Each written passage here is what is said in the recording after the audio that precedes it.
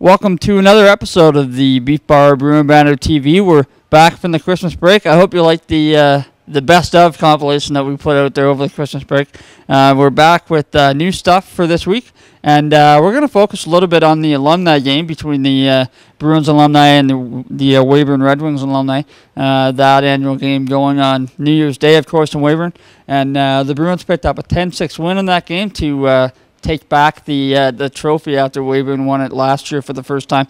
The Bruins got goals from 8 different players, scoring 2 each were Dylan Johnstone and Lonnie Forrester. So they started the game with four goals in a row, a really good start by the Estevan alumni. Weyburn came back with 3 more by the end of the first period. They played 2 30-minute periods. And then another stretch of 3 or 4 goals in a row for the Bruins in the second, and then they kind of traded goals from there. So a big win for the Estevan Bruins alumni.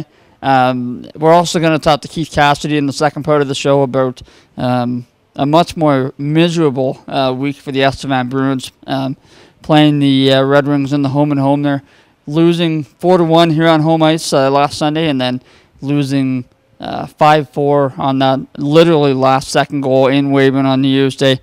So we'll get Keith's thoughts on that as well. That's going to do it for my little intro here. That's a look at what we're going to have for you this week. Welcome back to the Beef Bar Bruin Banter TV. We're joined by Dean Hermantrout, another Bruin who played the alumni game against Weyburn. And Dean, first of all, you were just telling me how you had shoulder surgery and all kinds of knee surgeries. What was it like for you to go back out on the ice? It was a little bit difficult. Thank goodness we had 5 lines, and for the most part, it was a lot of fun. We kept it fairly short, but the young guys still have the fast twitch muscles out there, which we've long since lost. So it's a little tougher. You don't know who you're playing against sometimes, and some of the guys, the young guys, also they just take off on you. It's nice to see some of the familiar faces like Pete Anderson for the Red Wings, same vintage as myself. So it's kind of funny how you bury hatchets and old grudges from way back when and just talk about their lives right now. What does it mean to you to be able to get out there and play with and against all kinds of guys who have played in this rivalry at different points over the last 2 decades? Well, it's a lot of fun to get in the dressing room before and after, and on the ice, you can see if you guys don't take it overly seriously. I think it's more fun for your kids and spouses and parents, for that matter, if they have the opportunity to watch, to come and see the group together again for one last kick. We had some of the team from that championship team we had out here with Jerry James' group from the 84-85 season. Weyburn won this game for the first time last year. How nice was it to take it back? Well, it was probably part of the reason I didn't make it down. The kids had the flu. That could have been a deciding factor in the game. Just kidding. The guys, it was a lot of fun. You never know. It depends on who shows up. And we had a pretty young squad, I think, for the most part, except for our line. I think was 142 years old out there. So just put things in perspective. All right, thanks, Steve. Welcome back to the show. We're joined by Dylan Johnstone, another member of the Bruins alumni team who beat Weyburn 10-6 in the alumni game this year. Dylan, first of all, you've got such a wide age difference, between younger guys like you and guys who played in the 80s. What's it like, having that kind of, range with the guys you're playing with? It's a lot of fun. I mean, obviously, these guys have been around for a long time, and there's a vast history amongst the Bruins, and when you can get all different ages, it kind of shows that there's still a level of care, and everybody still remembers their roots, and it's kind of neat because a lot of these guys are guys that I played or watched growing up, and yet they're still guys that I played with, so it's a lot of fun. Yeah. What does it mean to you to be part of the tradition, playing with guys who either you played with or played in other years, and just seeing some of the guys from Weyburn as well who played with them. Like I said, it's hard to beat because a lot of these guys were guys that I grew up watching and idolizing and stuff like that. So to be able to play a little bit with them and with guys that I played with and war against, it kind of brings back some good memories, both on and off the ice, watching and playing. So it's a lot of fun. How would you evaluate your performance out there?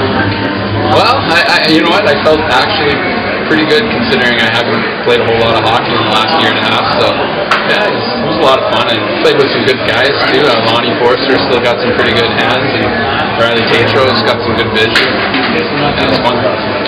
Thanks, man. Yeah, thank you. Welcome back to the Beef Bar Bruin Banter TV. We're joined by Bruins head coach and GM Keith Cassidy. Keith, I know you suggested using that punching bag machine behind us here as a start to this show after the painful way you lost that game to Weyburn with the New Year's Day class. We ended up opting against that, but how tough is it to, you started the game poorly and then you woke up in the second period and by all means you outplayed them in the third, and then to lose it with 0.2 of a second on the clock? Yeah, it's that's a difficult pill to swallow. It's something that it's a kick in the gut is what it is. And the game yesterday didn't start well for us, but I think they came out very hard, motivated, and we tried to weather the storm. Weren't in a bad situation going into the second. Found our legs, and then to have the momentum switch that quickly is certainly a difficult pill to swallow. How do you respond now and try to make sure that isn't a game changer and doesn't affect things going forward? Well, I mean, all we can do is keep working, right? We got to keep our heads up. We can't feel sorry for ourselves.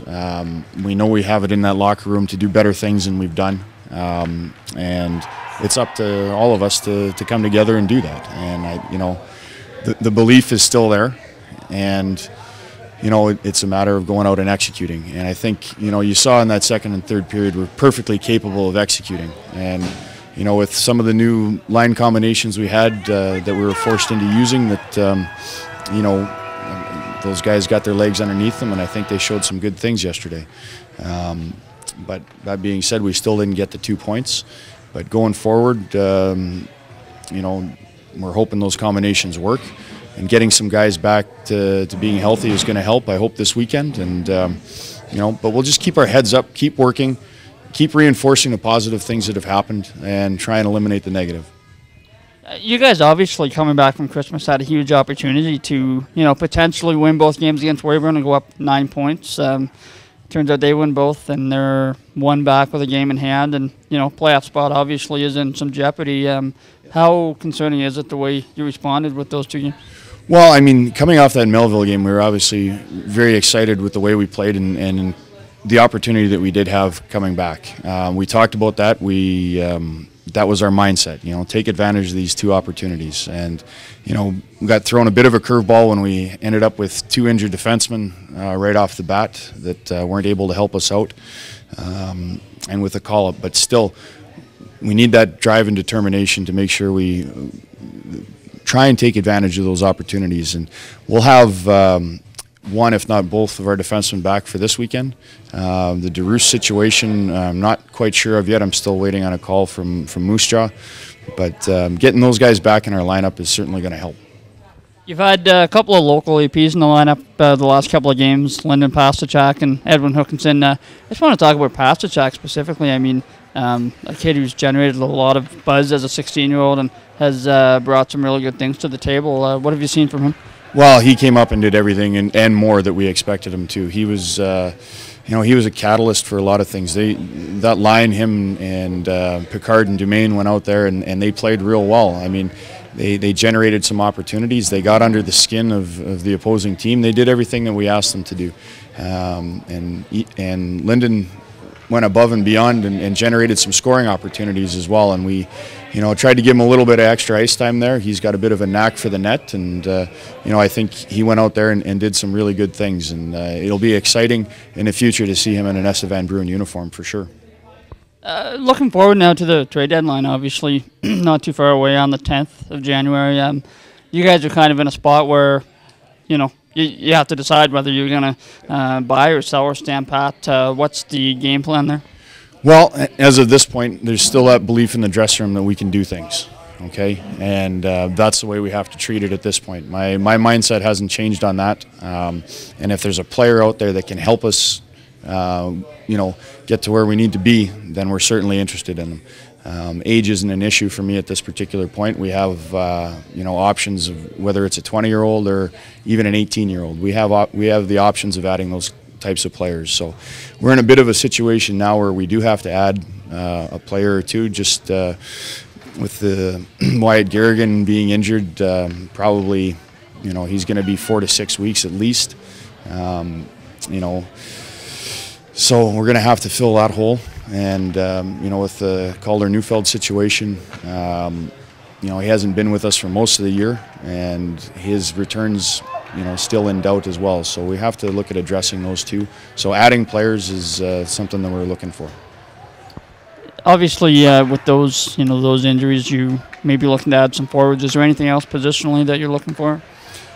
If there's an impact defenseman that we can add, obviously we're looking for that. I mean, I think we're fairly satisfied with the job that guys have done since December 1st, and we can only improve in that area as a group going forward. And if we can add somebody that can significantly impact that group, we're always looking for that as well. But other than that, other than the two forwards, again, it's impact players. What are they going to bring to this hockey club, and how are they going to get us where we want to be? That's going to do it. Thanks, Keith. Thanks a lot.